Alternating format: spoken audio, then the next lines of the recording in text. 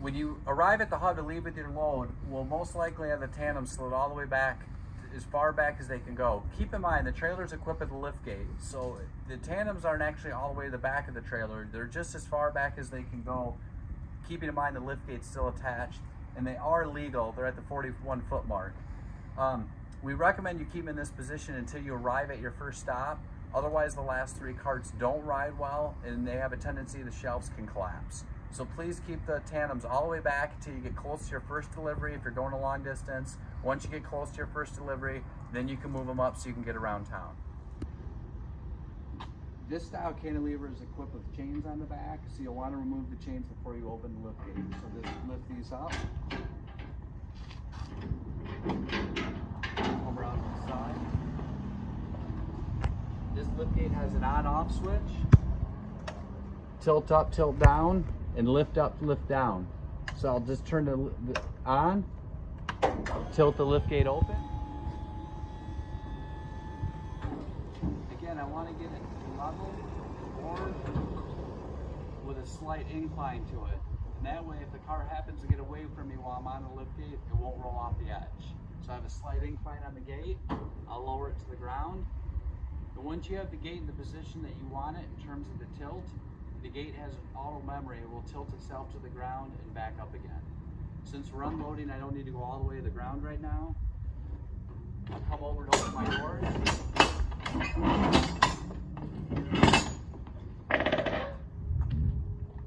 Flip the doors open so they don't catch you by surprise.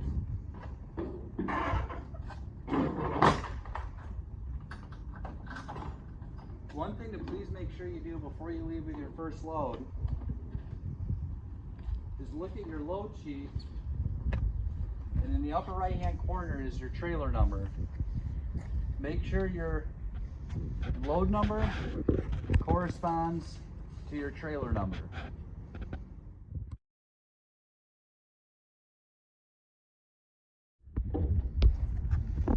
Now the carts are numbered in numerical order: cart 1, cart 2, cart 3, so on and so forth through the trailer up to cart 30. We're actually going to start with cart number 2 since it's in the middle. So what I'll do is I'll remove my straps.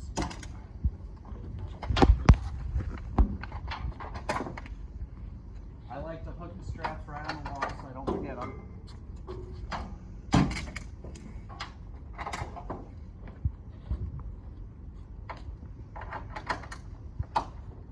I'll move cart number 1 over, take a little bit of room. Now the way you release the brakes on these carts is there's a kick pedal right in the middle. So just kick that, you hear the brake release. And then once I pull it out, I'll pull it out and I'll pull the cart over into one of the J hooks on the liftgate.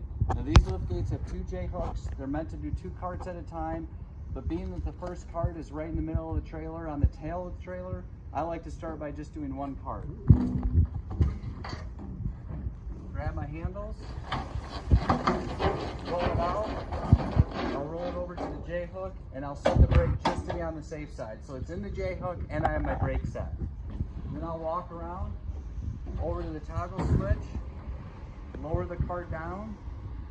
Once I get to the ground, again, the liftgate will auto tilt itself to the ground and I can push the cart off.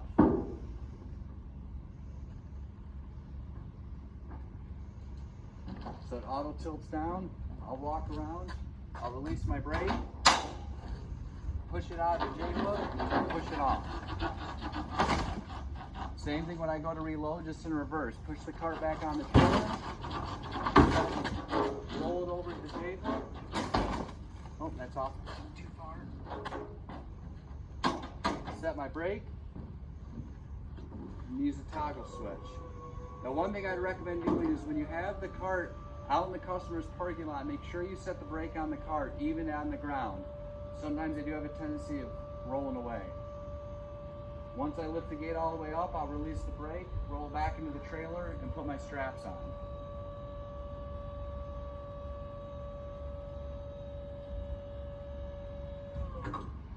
I'll walk around. It's nice to only have in 1 cart because you have a little bit more room to work, but as you progress through the load, you can put 2 carts on. Release my brake.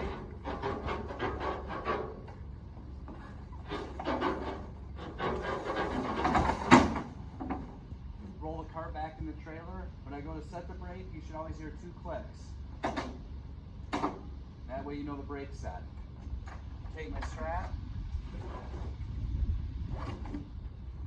Make sure my corner protectors are on the corner of the cart. It might not seem like this corner of the cart's very sharp, but going up and down the road, if this piece of black fabric isn't on the corner, these cart corners will rub through the straps.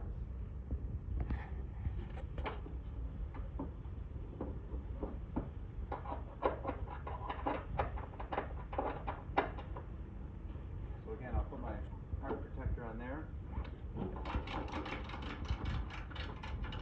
You don't have to over tighten these too. It's almost like a seatbelt. You just want to snug them up a little bit. We do strongly encourage you always put 2 on. That way if going down the road one happens to break, you have a second one just for backup.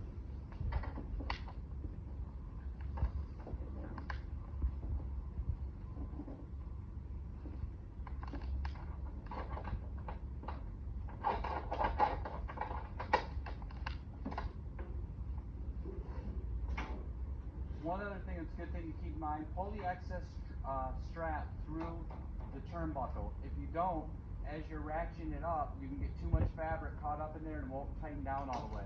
So just make sure you pull all the excess strap through the buckle first and then ratchet it down. Once I've done that, I can use my toggle switch, lower the gate back down to the ground, close the doors, close up the lift gate and be out of my way. But before we're done, I'll show you a couple pointers on the liftgate batteries before you go.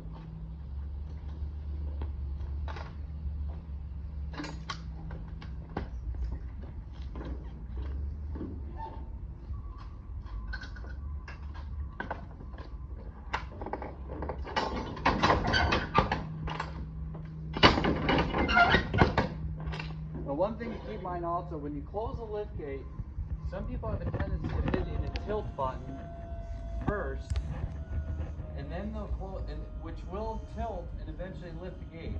The problem with that is the lift gate's going up on an improper angle.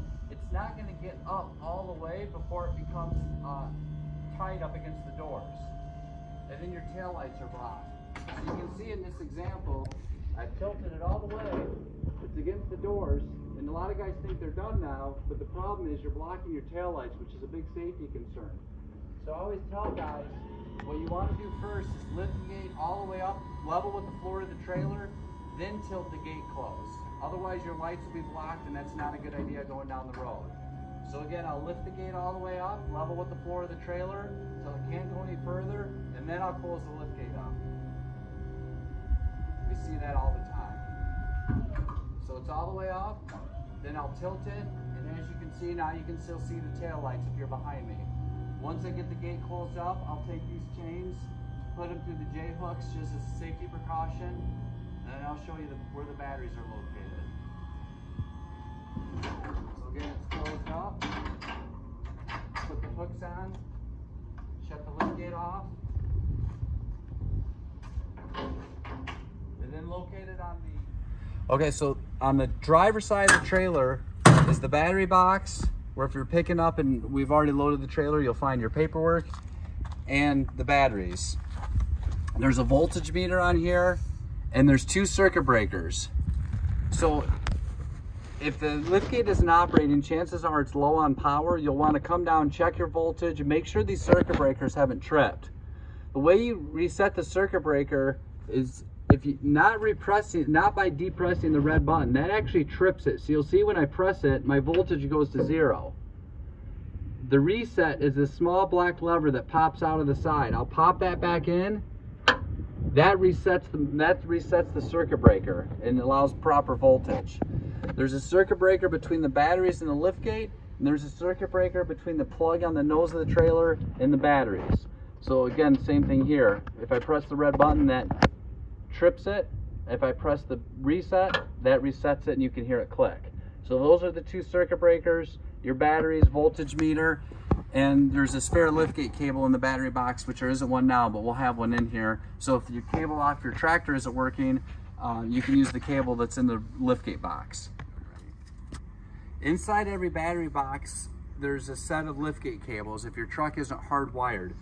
Before you get ready to leave, check your liftgate box. If you don't have a set inside the trailer, let somebody know so we can get you a set. And here's how these work. Pretty self-explanatory. So there's a single pole plug on the end, which plugs in the nose of the trailer, just like we talked about earlier. And then there's jumper cable style alligator clamps that just hook on the negative and the positive on your truck batteries. So if for whatever reason your liftgate cable on your tractor doesn't work, there should be a set in the battery box on the trailer. Feel free to grab it and use these. And then when you're done, just put them back.